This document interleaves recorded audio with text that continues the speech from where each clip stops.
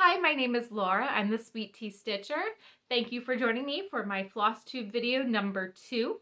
If you watched number 1, thank you so much. Thank you for watching. Thank you for liking it, leaving a comment, and subscribing. I am completely blown away by all the kindness you have shown towards that video, because little secret, I wasn't planning on posting it. I was still kind of messing around with it, trying to figure out how to do stuff, editing it out. I don't know. I'm completely green on this, so no idea. Obviously, because I had no idea that I posted it until I received a message from So Grateful, SEW, so grateful,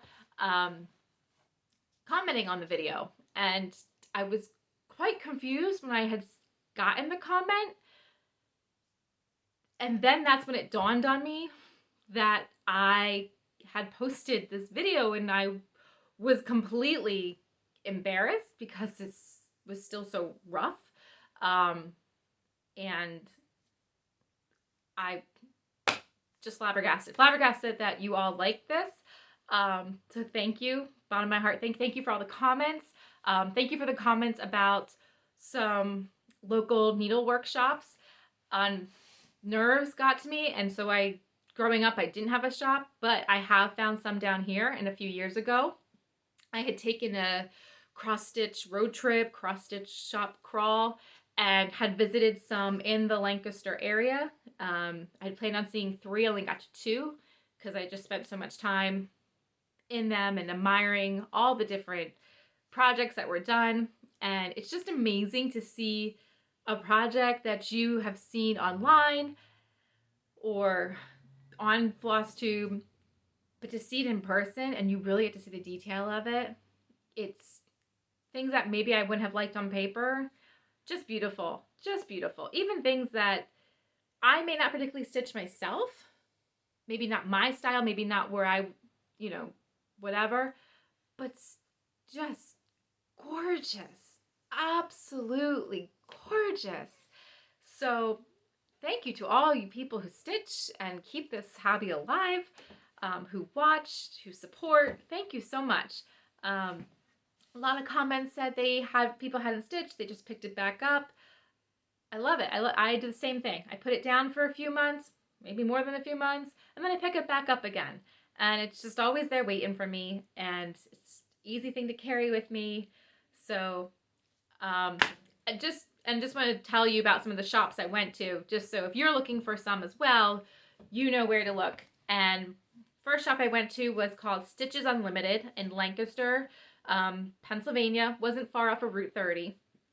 And then the other one I went to was in Stroudsburg, Pennsylvania, Stroudsburg with the railroads. And that was Hodgepodge. So I'm hoping that I can finagle a trip out there this summer, that I can tease the kids with a train trip and then stop by for mommy and see some cross stitch stuff. We'll see how that goes. We can wish. The one I didn't get to was in Westchester, and it was called Strawberry Sampler. And I ran out of time. By the time the GPS told me, by the time I was going to get there, possible that they would be closed. So I just headed home.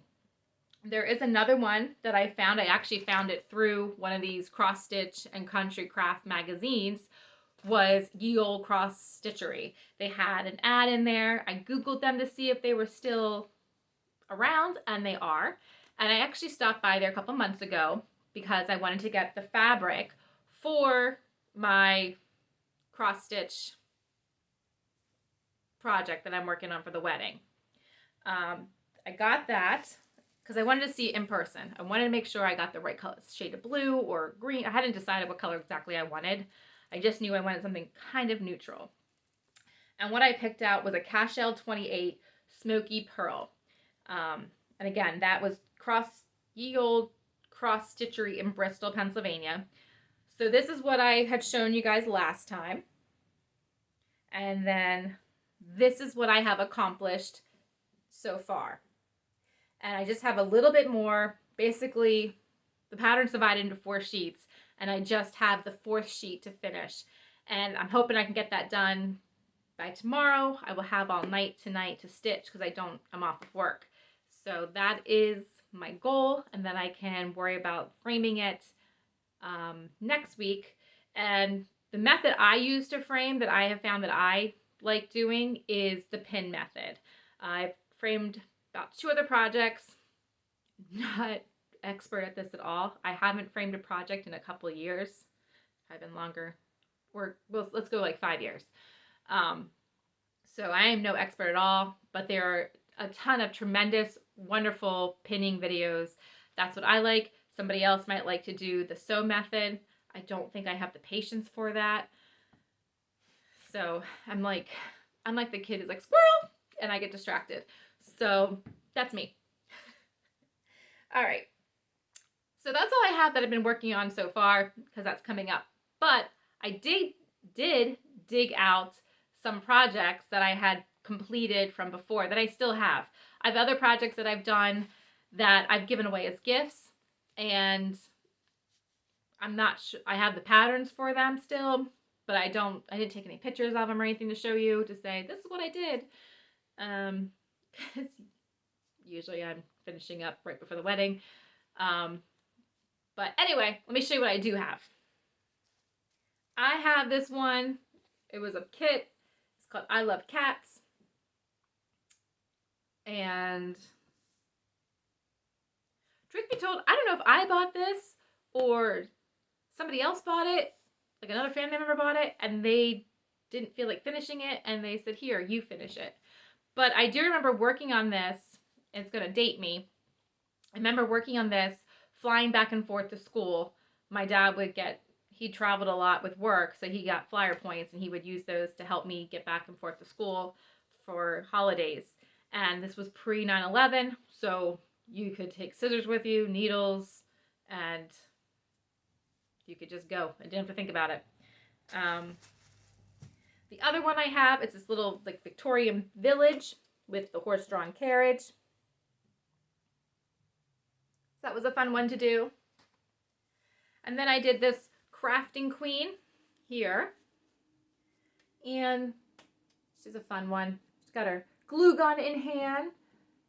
She probably is so crafty. She made her own outfit. I love her. She's fun. So I would say that was all pre-FlossTube, where I did not know of other designers except what we would find in the pamphlet section of A.C. Moore. Because then I found 1, 2, 3 Stitch, and I found this pattern from Imaginating. I hope I'm pronouncing that right. I don't know what it's called, but the verse at the bottom is, I can't read it backwards. Be joyful always, pray continually. So it's just like a little fall type scene with the pumpkins. Looks like the farmhouse in the back. And you've got some of the stitch work on the side with the pumpkin. So that's real fun. I love fall with the pumpkins and hay rides and apple cider. So that's fun. I don't stitch too much Halloween stuff, but I will stitch fall. Partly because I can keep fall up from like September till Christmas. And a couple ones I found. My first perforated paper from my first Mill Hill kit altogether is this little carriage with the beads. So that was fun. First time beading, first time using perforated paper. I have done another one of these. I did one for my brother. In high school, he played trumpet. So I made like a Christmas trumpet one. I tried to find the picture of it to show you, but I wasn't able to. But I did one of those for him to hang on his Christmas tree. Then I have this little cat with the cookies and milk. This was the first on, I believe it was perforated plastic. So that was a cute one. And just learning how to cut it all out. This one I picked up at A.C. Moore. It was a little bit cheaper because the only instructions that came with it, somebody must have taken, it came with 2 sets of instructions. It was a DMC kit. And it came with 2 sets of instructions, English and French. Either they lost the English or someone took the English, but all that was left was French. So I took French in high school. So my little teeny bit of French high school got me through this pattern. And let's face it, an X is an X. So this got the border there, and then all these different types of shoes, because I love shoes. Because I love shoes so much, there is, I think it's in Canada, there is a museum of shoes. It's on my bucket list of places to go. It's just, yeah. This girl loves shoes. Okay, so the next one I got, it was actually part of a set from Hands On Design. So this is the pattern. It was flamingo all the way, and the flamingo's in a Christmas tree, and I finished that. I did this because my one daughter, she absolutely loves flamingos. She has been obsessed with flamingos since she was probably about 4. The only thing I figure is when we took her to the zoo, she saw the flamingos and just fell in love from there. And her dream, if you could give her any job in the world, it would be to be a flamingo zookeeper. We watched some show. It was about the Columbus Zoo, and they had the flamingo zookeeper, and she said, that's the job I want. So I was like, well, I don't know. But yeah. So the other ones in the set are Flamingo Bells and Fa-la-la-la-mingo. And I love a good play on words. So I'm all about this. I love the puns. I love the dad jokes. That's me. Then this pattern I got from the Cross Stitch and Country Crafts 1991. It is this Christmas tree. I did not finish this in 91, so there is no date on this. Date was left off. The stripe at the top is left off. I'm trying to see if I did not. Just trying to see if I left my initials and my date there. I will have to make sure I do that in the future. Put my initials and date so I know when I finish things. But this is what the finished product is. And oh my goodness, I think it turned out just beautiful. Let's see if I can get there without the light there. Simply beautiful. It was a labor of love. I'm glad I did not give up on it. I'm glad I kept going. I'm glad I framed it. And I framed this before I knew anything about how to frame, how to lace, how to pin. I just pretty much threw it on the back of a board, and I might have taped it. I'm not even sure. But yeah, this is my first time using the Kreinik thread, the sparkly thread, and it had called for a Medici yarn. That was what the popcorn balls here.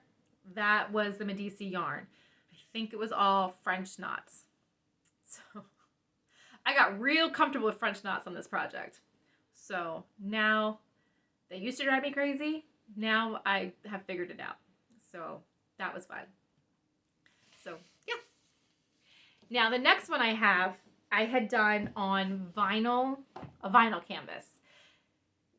One sheet, did the whole thing on one sheet, and then I cut the pieces out because it was an Advent cross stitch piece. So all the little pieces, that would be it. And they had a stable plus 24 of characters. And I had sticky magnets on the back of them, but those fell off. So I'm going to have to get some new magnets and hot glue them on. And so that way they can go right on my door and they stick up there and the kids can have fun with them. Give me a second and I'm going to move the camera around and show you what I'm talking about. Okay, so there is the finished pieces. So they have the stable and the 2 sides and then the 24 pieces that go with it. So that was a fun one. I love Advent type stuff, like Advent calendars, anything like that. Okay, so that is what projects I have finished before in the past, and that's all I have to show you for today. Again, thank you for watching. Please feel free to comment, like the video, subscribe, all the things. Anyway, have a great time. Toodles!